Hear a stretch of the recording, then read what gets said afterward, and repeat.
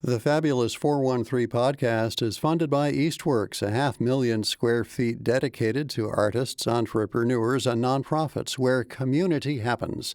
Learn more at eastworks.com. Welcome to the Fabulous 413. I'm Khalees Smith. And I'm Monty Belmonte. Later in the show, we explore a new exhibit at Smith College Museum of Art, highlighting the work of Cameroon photographer Michel Khamenei with curator April Gallant.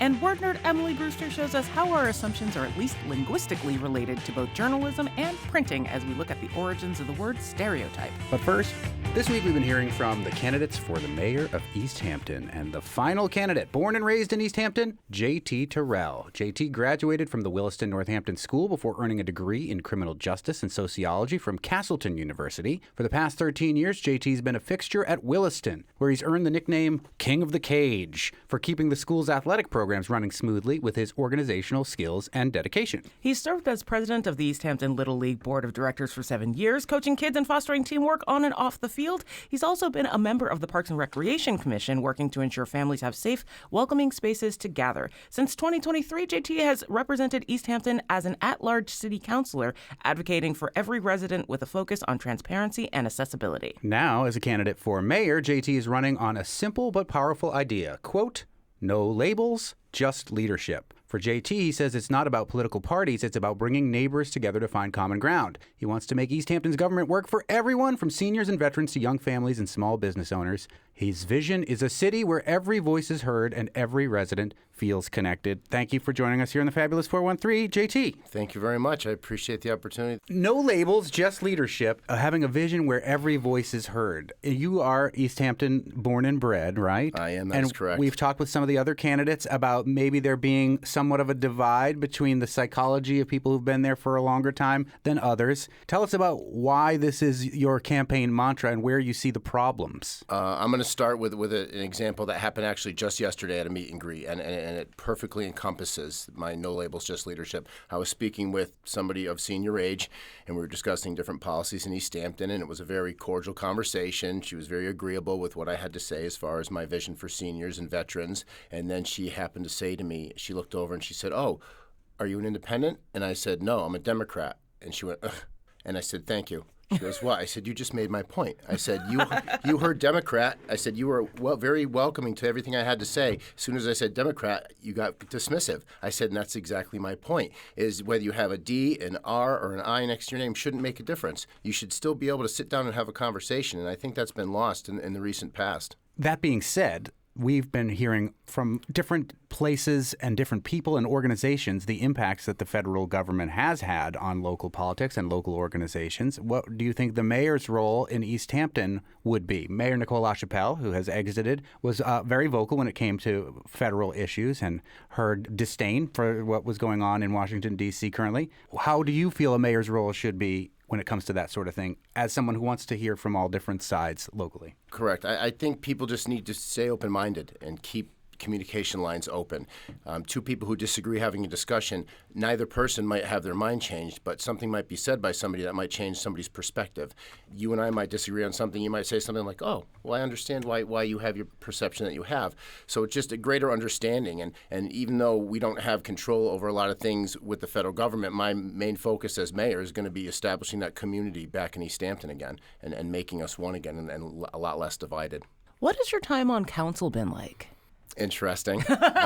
Government. If you had asked me 10 years ago, would you ever see yourself working in politics? I would have laughed. I would have chuckled. And things have just kind of snowballed in the regard that I've been on the board of directors for Little League for about 12 years now. I've been president for the last 7 or 8. That kind of snowballed into Park and Rec Commission for 3 years, which kind of snowballed into city council, which kind of snowballed into my decision to run for mayor.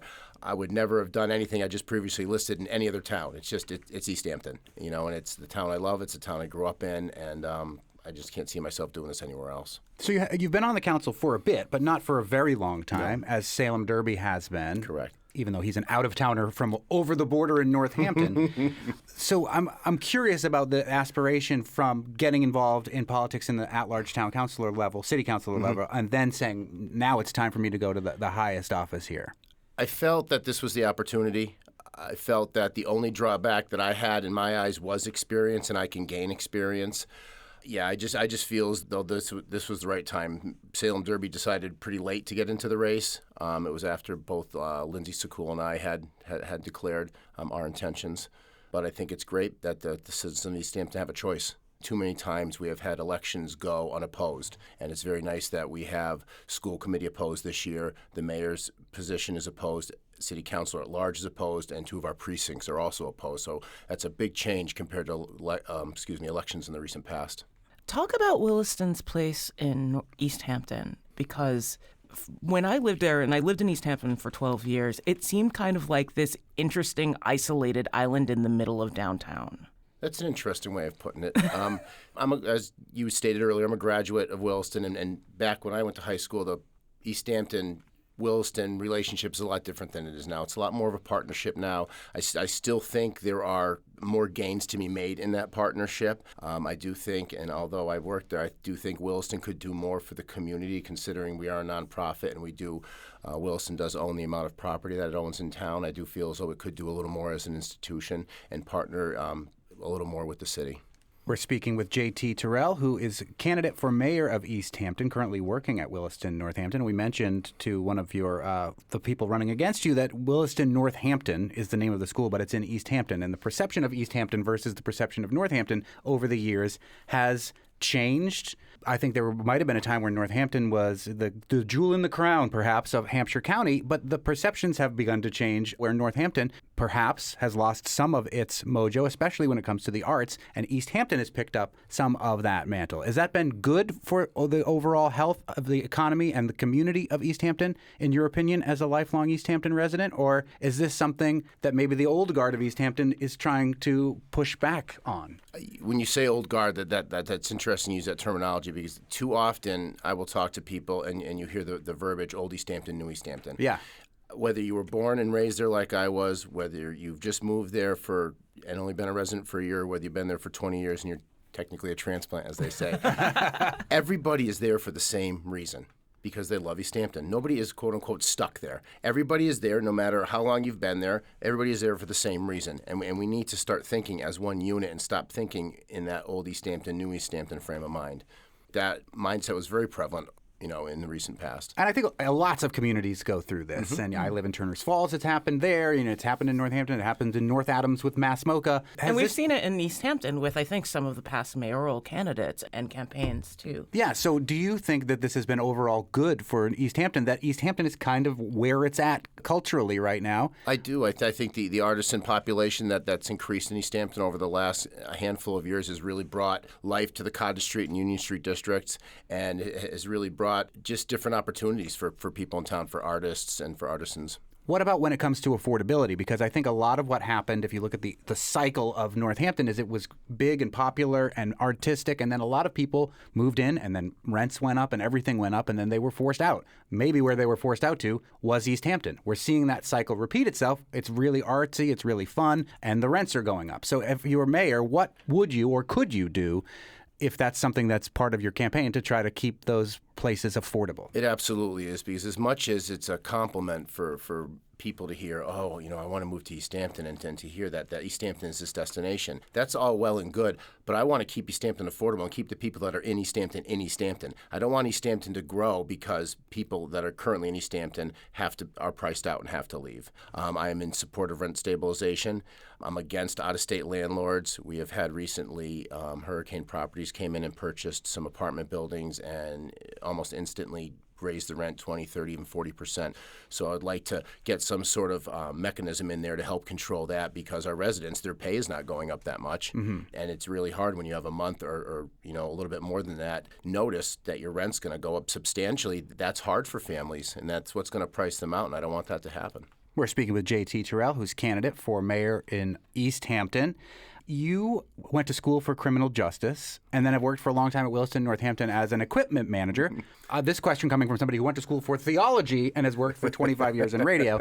Talk about that transition and if the background in criminal justice influences your view on public safety in the city of East Hampton. Interesting twist. Yes, I did work as a corrections guard right out of college. I realized that's not what I really wanted to do for the rest of my life. I then got involved in college admissions, and I worked in college admissions for about 13 years at 4 different colleges, Castleton University being one, Dean College being another, and then 2 trade schools, Lincoln Technical Institute and the Salter School. Then I worked at Wilson. So I've worked in education in some way, shape, or form for my whole professional career, other than those first 3 years where I worked at the Correctional Center. But as far as my view on public safety, I'm a huge supporter of public safety. I mean, between the fire and the police departments, my father was a retired correctional guard. My father's also a veteran. I have 2 grandfathers that are also veterans. So I'm a big advocate of public safety, and I'm really excited because our public safety complex with Chief Norris and Chief Alexander is like a finely tuned machine. We are very lucky and very fortunate to have the leadership that we have in both those departments. Northampton has the Department of Community Care, which is trying to reimagine ways that public safety can be enacted in an era of police violence. Talk about what East Hampton has been doing in that regard and whether or not you are supportive of that going forward if you were to become mayor. Well, recently we swore in Chief Alexander. He's our new chief of police, and he implemented almost right off the bat. We have a full-time traffic officer now that's specifically dedicated to traffic issues on the day shift every day, because traffic and public safety over and over is one of the top issues that constituents have. Also, community policing, getting back to walking beats, bicycle beats on the Manhattan Rail Trail that runs through our town. So the police officers being able to patrol that on their bikes. So just getting to a more community atmosphere. I would also go as far, and I said this in a forum, is I would support looking into re-implementing the SROs in the schools. I feel as though the number of times that the police departments needed at either Mountain View School or the high school, and that officer is being taken off something else during that shift. I believe having the SROs back in the school familiarize the students. That way they're comfortable going if they need help or if they need a question asked, and it's not maybe so much a uniform showing up when something happens. There's a familiar face there that the students are used to dealing with. An SRO is a school resource officer, and it is basically a police position in the public schools, which has been a controversial thing in different communities throughout our area and beyond. You work at Williston, Northampton. I do. One of your opponents is a public school teacher across the pond in Northampton. What will your background in private school bring to what you will be doing as someone who is going to sit on the school committee as mayor? And do you have a different perspective when it comes to public school versus private school? I think I have a very unique perspective in the regard that I went to Williston for high school and I worked there, but a lot of my jobs, I've worked at public institutions. I graduated from, before it was Castleton University, it was Castleton State College, so it was one of the Vermont state colleges. I went to Maple Street School before that was decommissioned. I went to Whitebrook before that was unfortunately decommissioned before it sank. So I think I've had my finger on the pulse of education, like I said, for pretty much my whole professional life in different regards, whether it's the high school kids going into college, or I worked at the Wheeler School in Providence, which is a K-8 school, which is a private school for a little while. So I think because of my varied views from education, I think I bring a unique perspective. What is similar about leading Little Leaguers to being on and participating in city council? Are there things that pop up in the leadership that you have to exhibit for Little Leaguers that you also have to exhibit on city council? Little Leaguers is like herding squirrels. I mean, and city council's not? Well, you obviously watched the recent meeting then. We've all seen those videos. Yeah, right, exactly. I just think my people skills. I mean, I love having discussions. It's one of the pillars of my platform is being able to have a discussion, and even with people you don't get along with, you can still have a discussion. You can still get things done, even though you don't agree. And you can still lead people. You lead by example. It's funny. I have a lot of parents say, "Oh, thanks for your involvement, Little League. How old are your kids?" Well, I have 2 daughters, and they never played Little League. Well, why the heck are you doing this? Because I just love baseball and I love East Hampton. It's just the same reason I'm running for mayor. It's just wouldn't be doing any of this anywhere else. It's my city, my town. I call it a town still, but the city known as the town of East Hampton. No, that's Greenfield, right? When they went through the mayoral charter system has come in the time that you've been there, and the length of the mayoral's term, as Khalees and I were reminiscing about, has changed recently with Nicole LaChapelle going from 2 years to 4 years, and so this would be a 4-year term. Correct. And you are a sitting city councilor, Yes. as is one of your opponents, Salem Derby. Talk about the dynamics since his announcement and his announcement as acting mayor on the council, working alongside Salem Derby throughout the duration of this campaign. And especially because, again, this is the only race I can think of in memory where the three candidates basically already work in government. And we all work very Closely together. with each other. It's kind of unique, and I don't know if it's odd, but the unique thing is we all get along. When we went to 22 last week, like, well, do we have to separate you guys? And we're like, we're fine.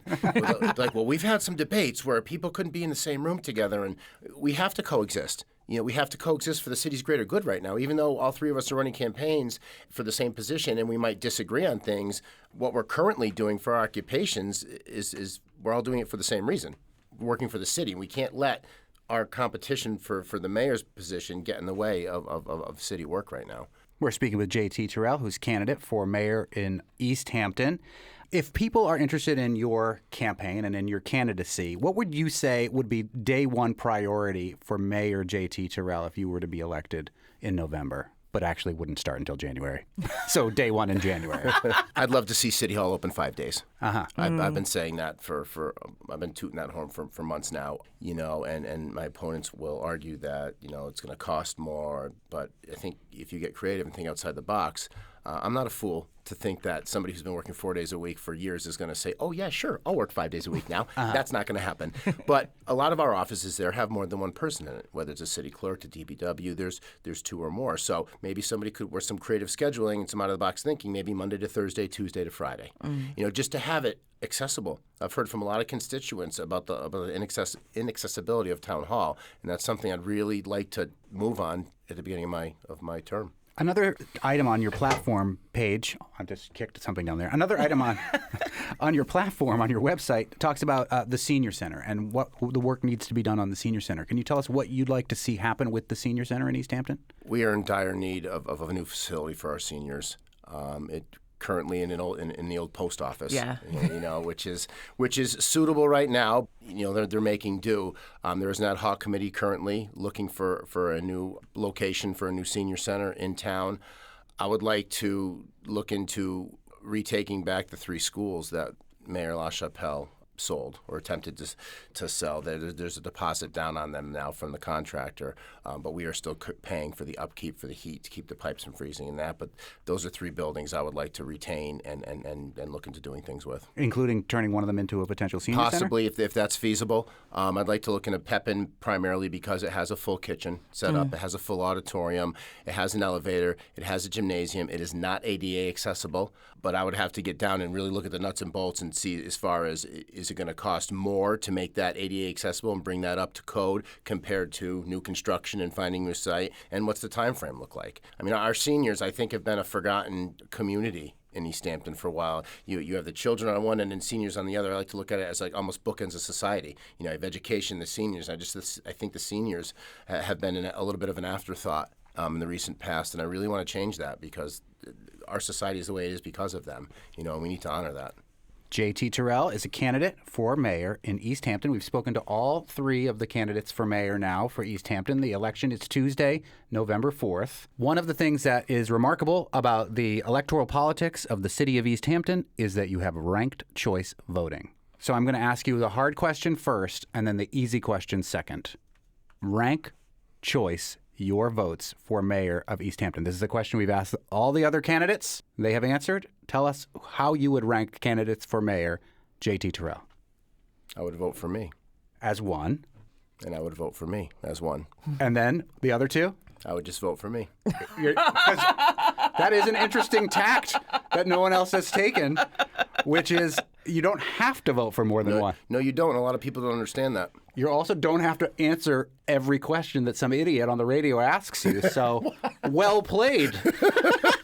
And now he's going to ask you the easy one, which is going to tie into my question afterwards. Captain Jack's Roadside Shack in East Hampton is the greatest seafood restaurant in Western Massachusetts and perhaps in the whole Commonwealth, in my humble opinion. What is your go-to order at Captain Jack's Roadside Shack in East Hampton? Fried oysters. Yeah. When do they have those? Every once in a while, and a it's special. magical. Yeah, it's a special. I would so get that if it's they not. had it. It's not regular. No, you right. just got to be on the lookout. Okay. Yeah. that That's a sounds good answer. That is a good answer. But in similar fashion, like we got to talk to all the candidates, and at Captain Jack's Roadside Shack, they also had hearing sessions for all of the candidates. How was it doing that and being with some of the folks in the public that maybe you wouldn't always get a chance to speak with? That's my favorite part. I mean, I had a bipartisan meet and greet yesterday at a neighborhood park, and I had multiple coffee hours at the Legion in August and coffee hours at night at the American Legion in September. And that's the part that I enjoy the most, is just getting out and talking to people and hearing what their issues are. I spoke to an elderly couple, and I would have never thought of this. We were talking about sidewalks and crosswalks and pedestrian safety, and she was telling me the older woman had used a walker, and there's certain crosswalks she won't use in town. I said, why not? She goes, because crosswalks are great, but the curb cuts, I can't get my walker up onto the sidewalk because the lip is too high. See, and that's something people wouldn't normally think about, and that's nothing you would normally hear unless you're having those one-on-one discussions. And those are the little things that people care about on a daily basis, because that obviously affects that woman and that man's life on a daily basis, and that's what people want taken care of, are those non-sexy things, but that's what people want done. Lastly, you worked on Parks and Rec. What is the feasibility of the Mill Pond series coming back? That's happening this year, I believe. Oh, is it? I believe it is, yes. I don't know. I'm almost positive it is. I'll have to look into that, but yeah, I was not under the assumption it was done. Were you largely supportive of things happening in the Mill Pond Park right there down by the river? That's a wonderful one. That band shell. We have Santa there every year, or the Grinch, excuse me, comes every year on the fire truck. Yeah, that park, and there's a whole revitalization of New City that is just getting underway, where it's going to rehab a couple more small parks on the other side of Lower Mill Pond. I almost called it Perfume Pond. Is that what it used to be called? Yeah, Perfume Pond. I didn't know that. Because all the mills there used to Dumped dump all their chemicals chemicals in into there. it. Wow. So, and when I was a child, it smelled, so they called it Perfume Pond. Yeah. So I have a hard time catching myself. Yeah. I lived in New Yeah. City, so I Oh, learned that whereabouts in New off City? right on Ferry Street across from the October Factory. Oh, okay. Yeah, I loved that neighborhood. I keep saying this for each of the mayoral. I loved living in East Hampton so much. I miss it all the time. And that's one of the intersections they're primarily going to do there, is where Parsons hits. Yeah, because I would never take. Living there. I would never ever take the Parsons and Ferry intersection because it was too dangerous. You can't see anybody coming up or down the road unless it's dark. I take that once in a while too. And and I would risky. I would just come down Lincoln and come down Emerald and go there, because then I could see the people coming and going. Yeah, they're going to redo the infrastructure. They're going to make one or two of the roads one way in that neighborhood, just for the flow of traffic, and make that intersection sight lines a lot better. So really trying to revitalize New City. It's going to be great. Well, that may be something that will be under the leadership of J.T. Terrell, who is one of the 3 candidates for mayor of East Hampton. And once again, Election Day is Tuesday, November 4th. If you want to find out more about J.T.'s campaign, you can go to jt4easthampton.com. Thanks so much for joining us. Thank you for the opportunity. Our pleasure. We've got longer conversations with all 3 of the East Hampton candidates for mayor on the podcast, where we get to cover more issues with each of them. Head to nepm.org or to your podcatcher of choice to hear all of that extra info before heading to the ballot. We'll learn more about the origins of the word stereotype with word nerd Emily Brewster. After we explore the wealth of portraiture from Cameroon photographer Michel Kameni with Smith College Museum of Art curator April Gallant, and hear how the shift to making the museum free has changed the climate in that art space. You're listening to the Fabulous 413 on 88.5 NEPM.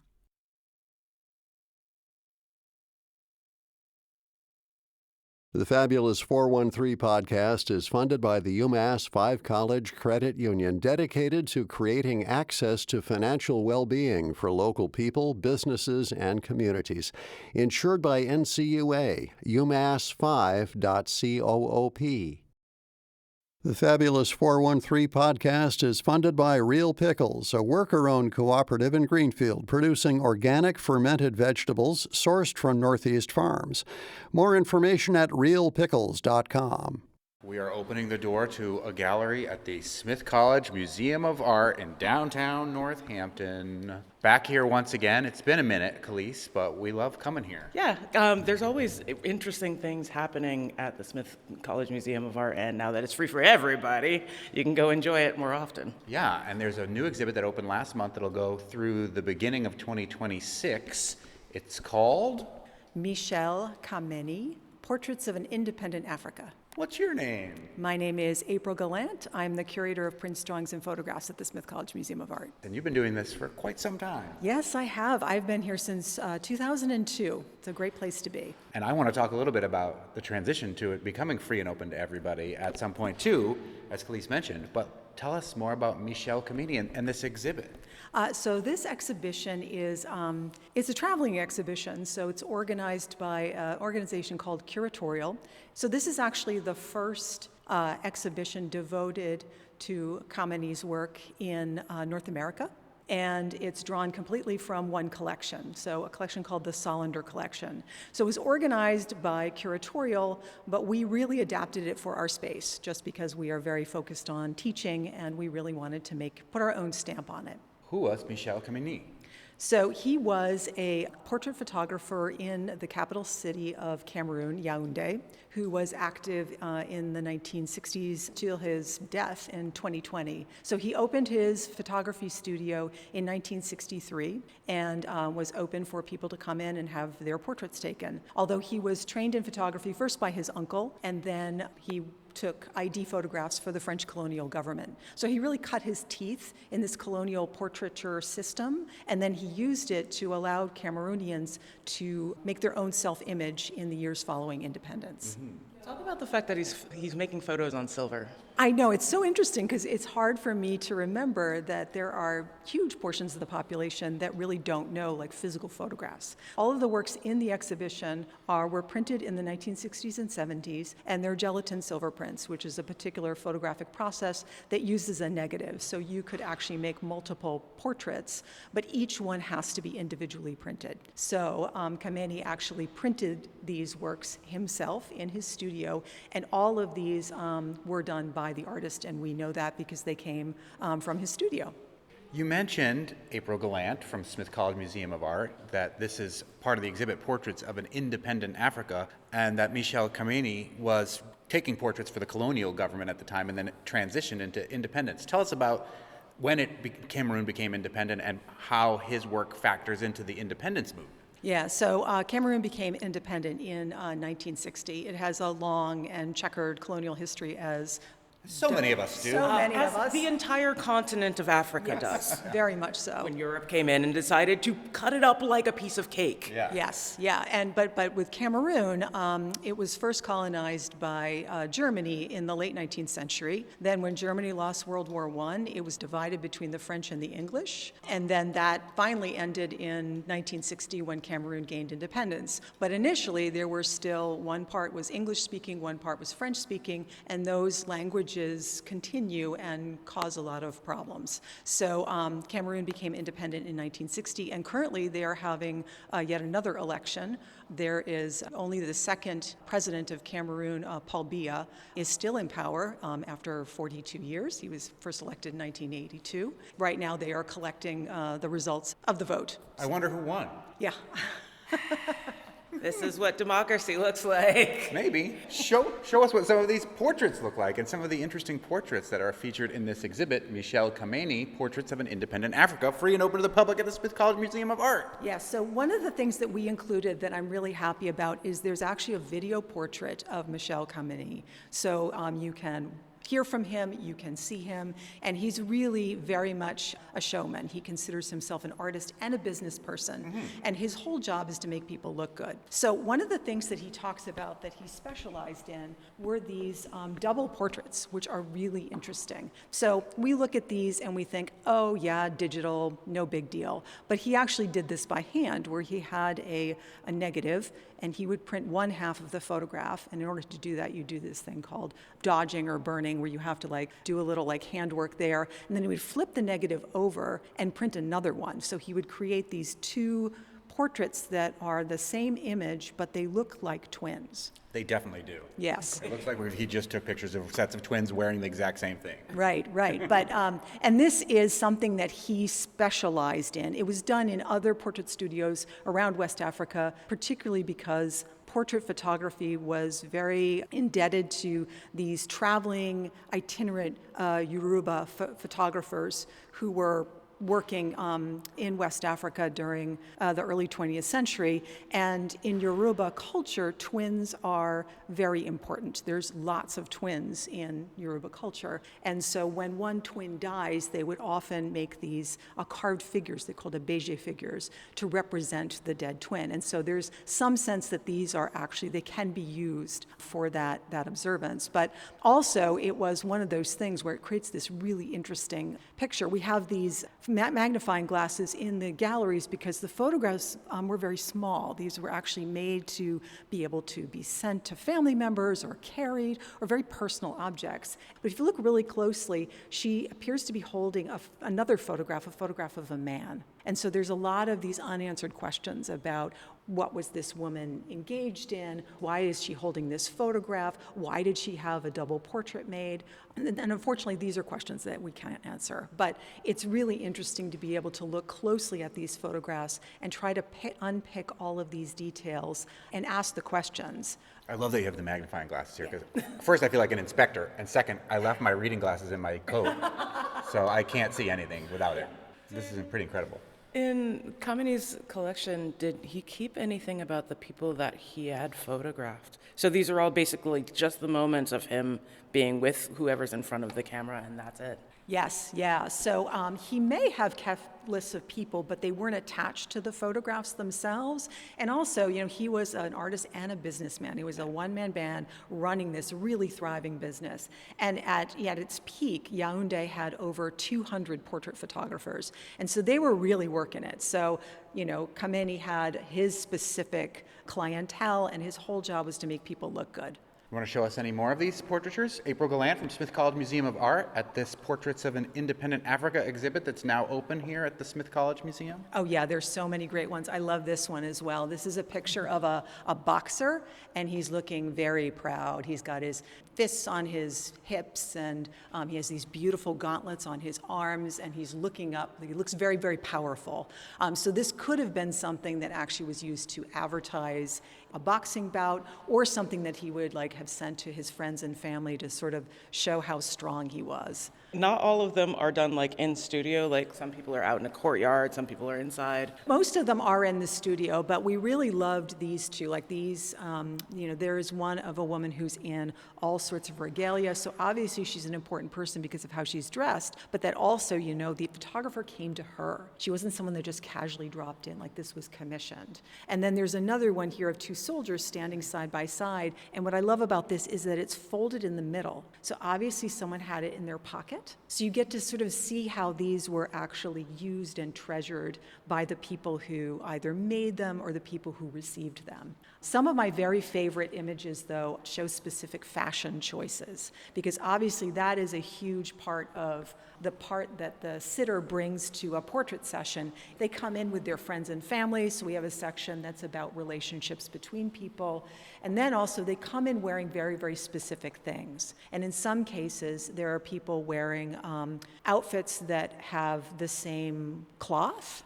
And in some cases, it's cloth that might have been commissioned for specific reasons. Obviously, fabric was huge. I mean, it's really a very, very important part of Cameroonian culture, and a way to kind of express the specific identity that you hold within this country that was kind of cobbled from many different identities. When it was colonized and turned into a single country, there were over 250 ethnic groups that were all of a sudden forced in together. And Yaoundé, as the capital, there are people coming from all over Cameroon after independence to this central city.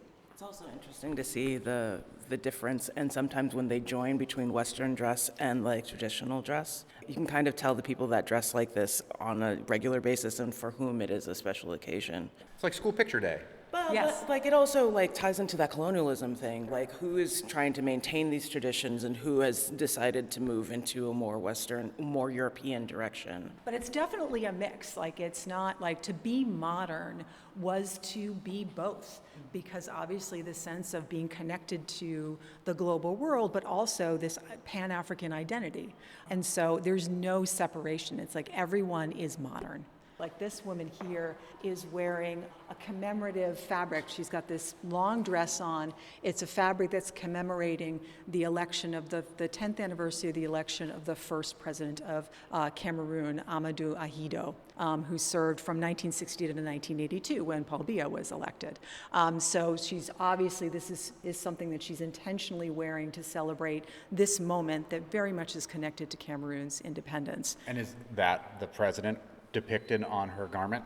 Yes, it is. And then on her shoulder, I think it says the dates. So you can see it's 1960 to 1970, which also helps us to date the photograph because many of these photographs are not dated. Because they're not dated and we don't know who the sitters are, we arrange them in these clusters so that people would have a sense of being able to kind of connect themes to the individual pictures because we don't have a lot of information. But this one down here at the end is definitely one of my favorites. So we have these three women who are standing all together, and they're all wearing dresses and headgear of the same fabric, which actually has a picture of one hand extended and another putting a ring on the finger. And it says, Mabi Yemo, which means I love you. And so these are probably members of a wedding party. But I love the fact that when people are dressed alike, you get to really see the subtle differences, not only of their expressions, but also their postures. You can really kind of relate to these women. There's one in the middle who looks kind of skeptical, and the others look very, kind of proud and pleased, and they've got these great shoes, and they're carrying these wonderful handbags. So I really love the way that these portraits capture not only individuals, but relationships between individuals, as well as, how you show up for a portrait. We're with April Gallant at the Smith College Museum of Art, where there is a new exhibit, Portraits of an Independent Africa, from the Cameroonian photographer Michel Kameni. You mentioned that this is a school, of course, Smith College, and this has been an educational opportunity. I know that in the hallway out there, we met a bunch of students from Northampton High, so it's not just Smith College students. Talk about the educational portion of what this exhibit represents. Yeah, so there's always classes coming through here, and it's K through 12 classes, it's college classes, classes from across the 5 colleges. There's been government classes in here. Classes from all across the spectrum. I think this is the second time that we've talked about an exhibit here that's dealt with parts of the world that either were heavily colonized or really haven't been seen in modern museums as much. How important is it to try and highlight those areas of art that don't always cross the ocean and aren't always really looked on as art sometimes? Yeah, that's a great question. I think we agree that it's very important because particularly this is our largest gallery, it's our special exhibition. What we put here matters, and what we put here signals what we think is important. We have some West African portrait photography in our collection, but not a lot. And also this allows us to put the focus on one artist and recognize him as an artist because really he was doing some really interesting things. And I think that this is a great way to really kind of put the spotlight on, as you said, there may be some people who have never heard of Cameroon, who don't really know anything about Cameroon. And this is an opportunity to really bring forward a time in history, a moment that's really important when people are starting to use photography, which had been a tool of colonialism, to kind of fix them and identify them as a means of self-expression. So I think it's very important. Smith College Museum of Art is free and open to the public, not just to Smith students anymore. That's a semi-recent development. What has that meant for the museum and museum patronage? Well, it's been obviously great for us. And we love that. We love being open all the time so that people can feel more comfortable walking in, because we know that there are some people that don't feel comfortable in museums, and just taking one barrier out of the way, I think, makes it more of a reality and hopefully more of a daily thing for anyone and everyone. And you still have some special programming that goes on. I believe it's Second Fridays, right? So there's one coming up in November that has to do with this exhibit? Yes. Well, it has to do with the entire building, but there's a lot of things going on in this Second Friday. And one is we are going to have a professional portrait photographer, Steph Craig. We've got a little photo studio that doesn't completely replicate, but kind of mimics Michel Kameni's setup. So Steph Craig will be in the photo studio taking group portraits for people. You can come in and sign up and have your portrait taken, and it will be emailed to you. Fun. We've done that with students, and it was great fun. Everyone was having a terrific time. There's also going to be a pop-up exhibition on the museum's second floor that's being organized by MISC, which is a student group, multi-ethnic, interracial Smith College. So the students who are part of that affinity group are selecting works from our collection and organizing their own exhibition. And the hands-on art activity is you get to participate in organizing your own pop-up. You can select little images of works from the collection and make your own exhibition. So there's going to be something for everyone, as there usually is at Smith College Museum of Art's Second Friday. What's it like curating with students? Oh gosh, it's fun. Oh my gosh, because they are not bound by this sense of like art history and like knowing. I've spent over 30 years working in museums, and that can be good, but it also means that there are lots of things you don't consider, and they have a fresh take on everything, and so it's really great. They come up with fantastic ideas. This wall is devoted to showing what Khamenei did to do something different than the ID photographs where he was trained. So these are, again, close-ups of people's faces, but they're very, very different. And I think they have a lot more, like less documenting this person for a official construct and more about just letting people sort of do their own thing. So there's a gentleman who's got, dark glasses and, the way his head is tilted. It's just taking this format and showing what Khamenei can do with it. And then there's also a section over here that's devoted to props. So one of the things that you see a lot in studio photography in West Africa is that there would be specific props that each photographer would have. And so this showcases some of the props that showed up in Khamenei's studio. Like there's a fake plant there that shows up in a couple of different photographs. There's this decorative iron stand that's seen in a few photographs, a couple of chairs. So just sort of highlighting something that shows up in a number of the photographs and talking about how people use these props to kind of communicate different things that they wanted to share. And then there's actually a little like alcove installation that includes a reflection by a Smith student who's from Cameroon, Brittany Sandra Akwan, in which she talks about, her perspective about her home. And I think it's really great to be able to bring the voice of a contemporary Cameroonian into the installation. There are books that people can read, and then there is a response wall that asks people to think about, like, what does independence mean? Like, what does it mean to you? What does it mean in your life? And people can respond and hang them up. So we're trying to kind of create ways for multiple people to connect with the exhibition on multiple levels. Oh, so now we have what feels like is this where the portraits are going to be done on the second Friday in here? Yes. And there are free sunglasses. So there are SCMA branded sunglasses. One of my favorite things about the portraits is that many people are wearing sunglasses, and it's very cool. And so you can get your own sunglasses, and you can adjust the lights. We have some fake plants and a couple of chairs and a briefcase. So you can come and have your portrait taken with your friends, family, or just by yourself. Can I have some of the sunglasses? You can. Yes! Can I keep this magnifying glass too? No, I'll put that one back. Yeah. So when there isn't a professional photographer in here, you can actually put your phone in this little stand and take your own photograph or have someone snap your photograph. So it's open whenever the exhibition is open. Portraits of an Independent Africa is up at Smith College Museum of Art through January 4th. Find more information about the exhibit and about the Second Friday event on November 14th through their website, scma.smith.edu. And now to pigeonhole folks through the press as word nerd Emily Brewster takes on an exploration of stereotypes origin. You're listening to the Fabulous 413 on 88.5 NEPM. The Fabulous 413 podcast is funded by the UMass Amherst School of Public Policy, offering in-person and online graduate programs in public policy and data analytics. Admissions now open at umass.edu/SPP. The Fabulous 413 podcast is funded by Northeast Solar in Hatfield, offering personalized solar energy solutions and ongoing customer care, proudly serving communities throughout the Pioneer Valley. Northeast-solar.com. Emily Brewster, resident wordster from Merriam-Webster, our dictionary in Springfield, Massachusetts. We're going to talk about audio hardware today when we deal with stereotypes. Mono only. Really? I'm Mono joking. only. We work here. It's mono only. Yeah. On radio, sometimes mono is better. Because we don't know what kind of speakers you have, and we want it to sound okay no matter what speakers Yeah, you when you're have. driving in your car now. But that's not the kind of stereotype we're going to be talking about today. Emily Brewster, we're talking about the word stereotype. How does Merriam-Webster Yes. define stereotype?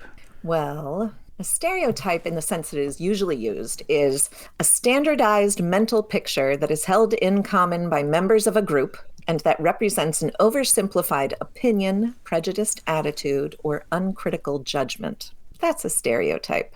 And Merriam-Webster does not ascribe value judgments most of the time to most things, but I think most well-intentioned people think stereotypes oftentimes can be harmful. Yes, they can. And yet, there are some that we all agree are mostly true and not harmful. For example, a stereotype of a toddler. There'll be these common characteristics that we will all assign to toddlers in general. They are recalcitrant. They don't eat what they are given most of the time. They throw temper tantrums, etc. Those are all stereotypes, right? There are always toddlers who buck those trends. God bless them. And why didn't I have any of them?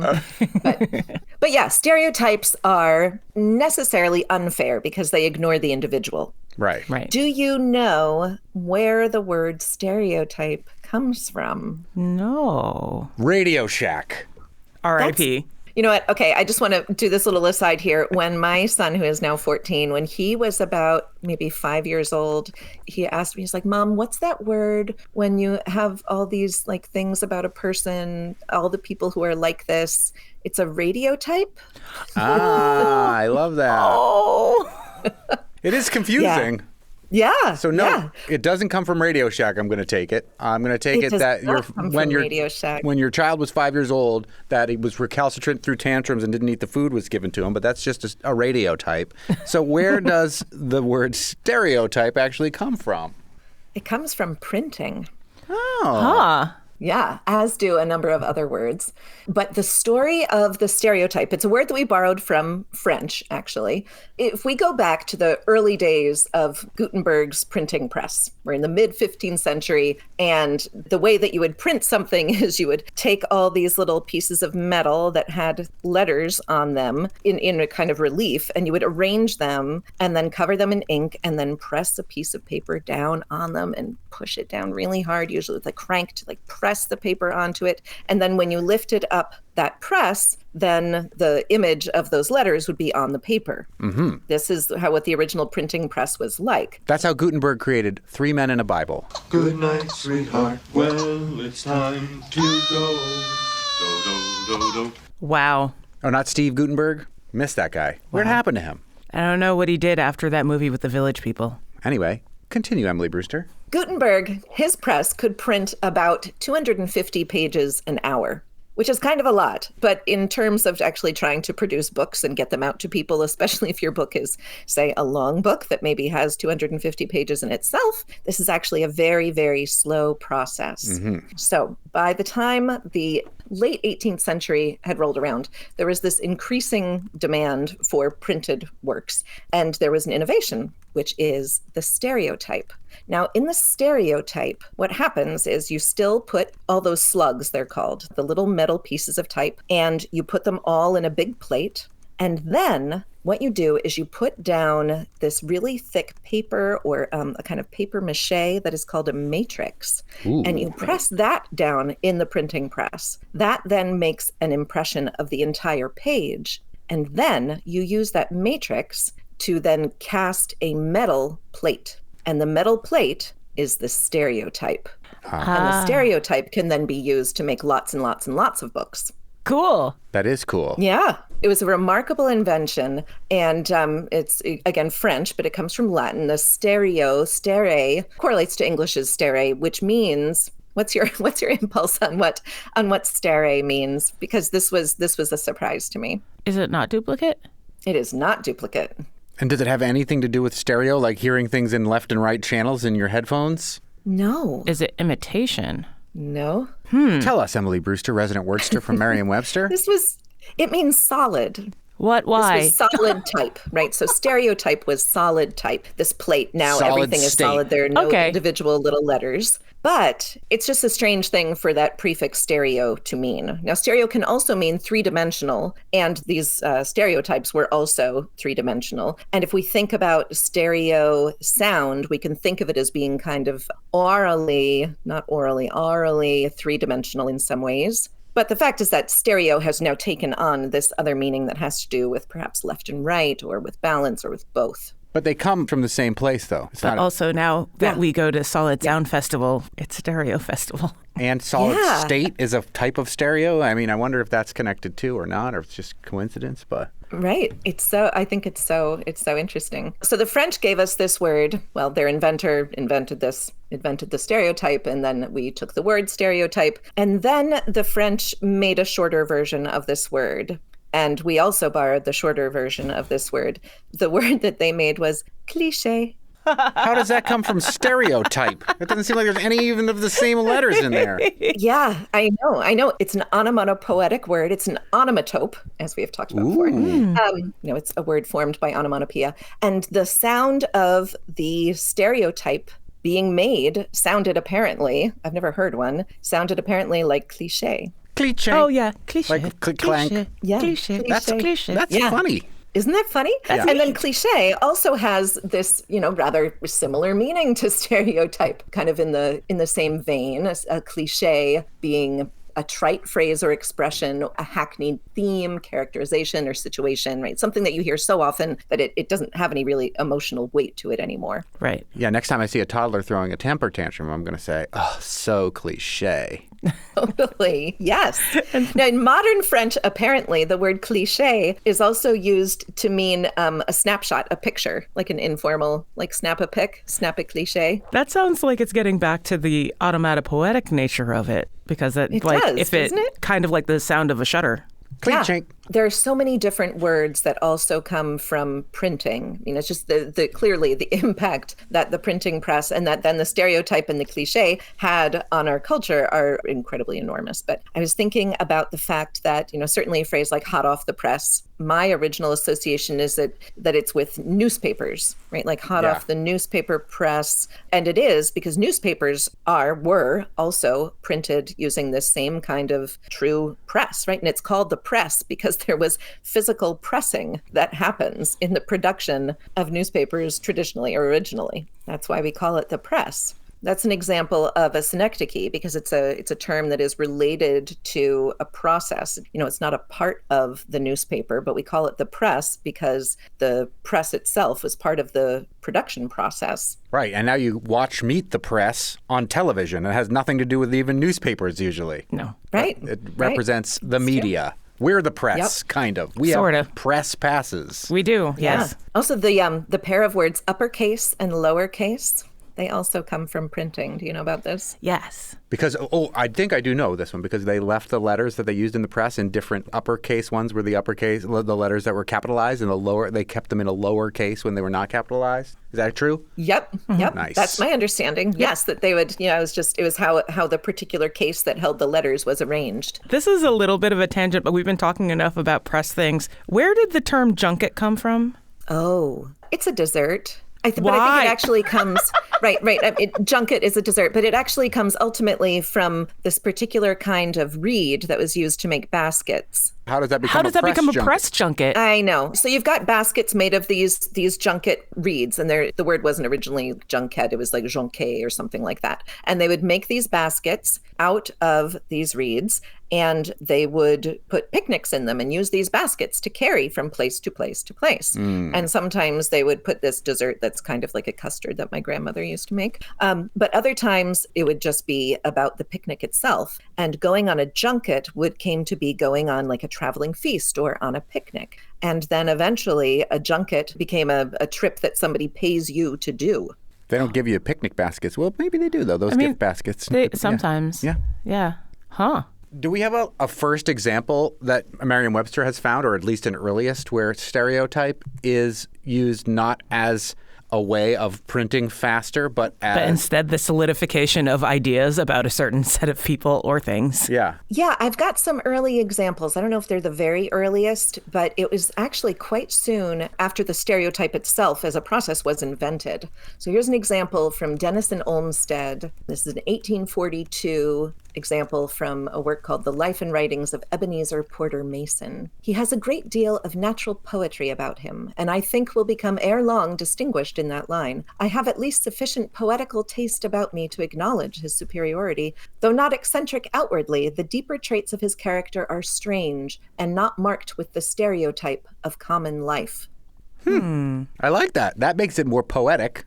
It is. And less and it's racist. It's not exactly what we think of as a stereotype. Absolutely but it's not. certainly going in that direction, right? It's a figurative extension of the physical thing that is stereotype. It's already about something being common. The stereotype of common life would be the qualities and characteristics that exist among most people. What do you think the best stereotypes are about dictionary editors, Emily Brewster? We're shy and nerdy. Correct. Sometimes they're based on truths. Well, I mean, not like, true for everybody. if you're thinking about like the various stereotypes that you encounter, a lot of them deal with age. Like I was trying to think of like the weirdest stereotypes that I know and ascribe to, and I think maybe they're all about Apple products. Weird. Well, my dad's a systems analyst. I grew up being able to manipulate the inner guts of my computers, and the first mention that I wasn't without outside help able to like mess around in there and get it going the way that I wanted to. It's just like, maybe no. Stereotypes about daughters of systems analysts are that they're going to think stereotypes have to do with Apple products as opposed to other things in life and society. Besides that, the simplification of computing in Apple in general, like Apple products, like those are stereotypes that I have. I was going to say Italians talk with their hands. Everybody with an eating culture talks with their hands, period. Yeah, that's interesting. Stereotypes. An interesting background for a thing that we have misused horribly as human beings since the Gutenberg press. Yeah. Hey, do you want to hear one more example of the early use of a stereotype? This is from Frederick Douglass. Ooh. Go on, my dear friend, till you and those who, like you, have been saved so as by fire from the dark prison house, shall stereotype these free illegal pulses into statutes. And New England, cutting loose from a blood-stained union, shall glory in being the house of refuge for the oppressed, till we no longer merely, quote, hide the outcast, or make a merit of standing idly by while he is hunted in our midst, but consecrating anew the soil of the pilgrims as an asylum for the oppressed, proclaim our welcome to the slave so loudly that the tones shall reach every hut in the Carolinas and make the broken-hearted bondman leap up at the thought of old Massachusetts. Wicked pisser, Frederick Douglass. I love your stereotypes about Massachusetts and New England. Well, Emily Brewster, resident wordster from Merriam-Webster, thank you so much for elucidating more of the English language for us with the word stereotype. And if you have a question for our word nerd, please send it our way, thefab413@nepm.org. Thank you, Monty, and thank you, Khalees. It's always a pleasure to talk to you. It is genuinely the best. On the next Fabulous 413, Secret Planet's Edo Moore joins us to talk about his Sabic pop-up, which will be at their next concert with the ebullient Afro-futuristic sounds of Dogo de Togo at the Iron Horse October 25th. And we'll check out the darker side of cinema with the Hard-Boiled series at Triplex Cinemas, highlighting some of Hollywood's best second-wave noir films. And our weekly chat with Congressman Jim McGovern, even though the government is still on hiatus. Got a question for the Congressman? Email us at thefab413@nepm.org. I'm Monty Belmonte. I'm Khalees Smith. Talk to you tomorrow on the Fabulous 413.